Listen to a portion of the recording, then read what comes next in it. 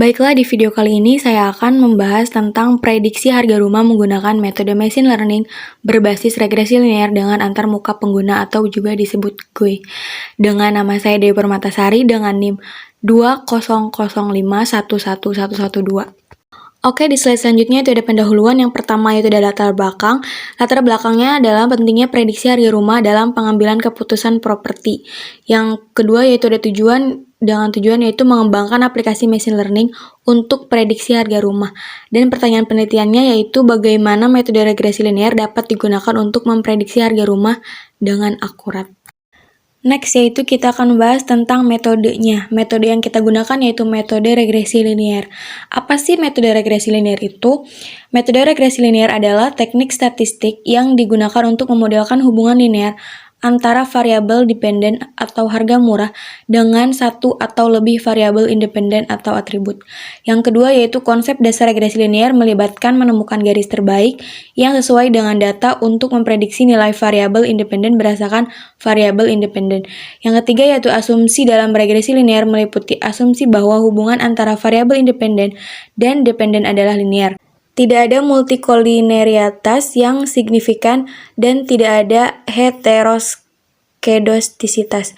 Yang keempat yaitu proses pelatihan model regresi linear melibatkan mengestimasi parameter regresi melalui metode seperti metode OLS, Ordinary Least Squares. Setelah model dilatih, ia dapat diterapkan untuk memprediksi harga rumah berdasarkan atribut-atribut yang diberikan. Next yaitu ada dataset dan atribut. Yang pertama yaitu dataset yang digunakan dalam aplikasi ini berisi informasi tentang harga rumah dan atribut-atribut terkait seperti luas tanah, jumlah kamar tidur, jumlah kamar mandi, lokasi, dan fitur-fitur lainnya. Yang kedua yaitu ada atribut yang digunakan untuk memprediksi harga rumah dapat mencakup luas tanah, jumlah kamar tidur, dan atribut-atribut lain yang memiliki kolerasi dengan harga rumah. Yang ketiga itu ada dataset dibagi menjadi dua bagian. Yang pertama yaitu data pelatihan dan data pengujian. Data pelatihan digunakan untuk melatih model regresi linear, sedangkan data pengujian digunakan untuk mengevaluasi kinerja model dan menguji kemampuannya dalam memprediksi harga rumah secara akurat. Oke, yang selanjutnya itu ada antarmuka pengguna atau tampilan aplikasi GUI.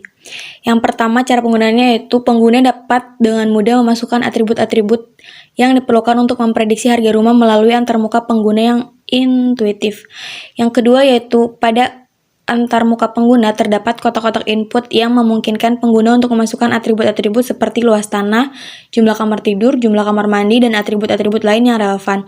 Yang ketiga, pengguna dapat juga dengan mudah mengisi nilai-nilai atribut pada kotak input yang disediakan, baik dengan mengetikkan nilai secara manual atau menggunakan kontrol seperti tombol plus atau minus atau drop down menu, tergantung pada desain antarmuka yang diterapkan.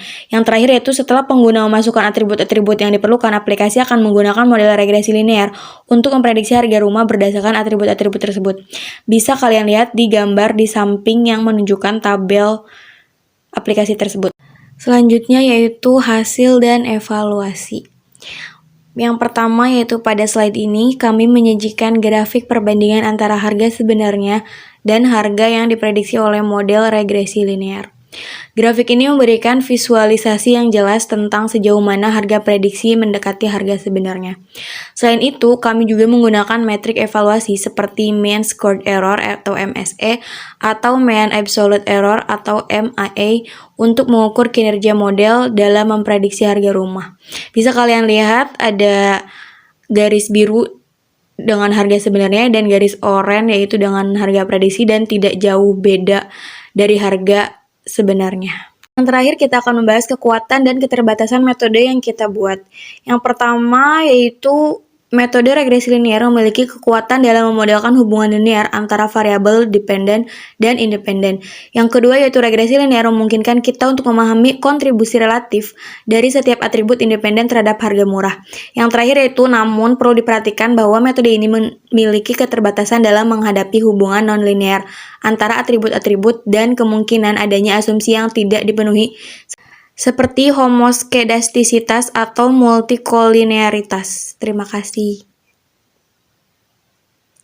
Sekian dari saya. Wassalamualaikum warahmatullahi wabarakatuh.